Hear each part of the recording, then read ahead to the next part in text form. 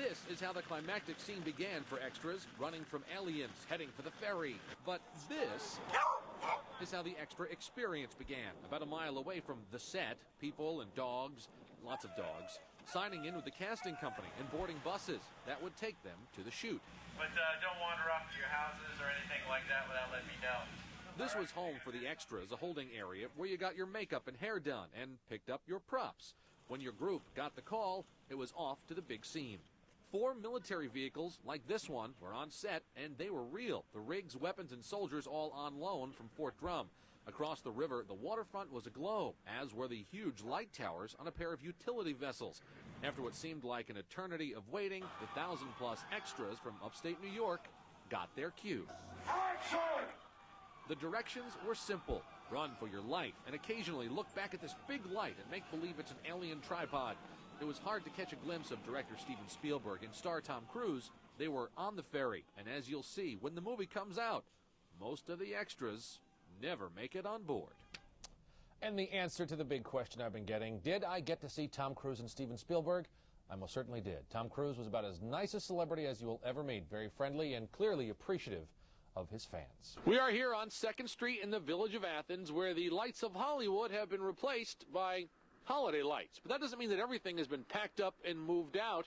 There is also a certain curiosity that remains. This is what Athens looked like last week. This is what it looks like this week. Last week, this week. Yes, Hollywood has moved out, but if you're curious, and a lot of people are, you too can find what was left behind. What do they ask you when they pull up? Everything. Is the ferry going to be here when the movie's over with? What is there still around that they can have? On our visit Tuesday night, we literally stumbled across electric cables, lights, even the supports from that temporary ferry bridge. But Mayor David Riley isn't worried. Hey, that's not the aliens coming back, is it?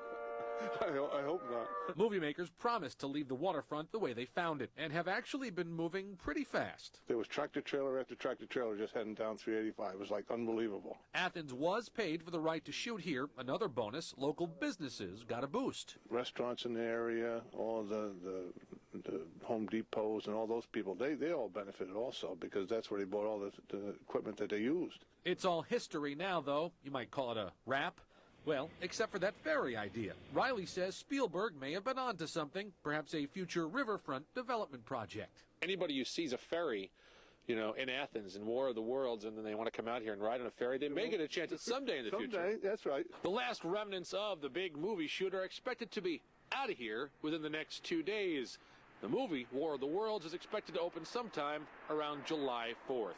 In Athens, Jerry Gretzinger, CBS 6 News.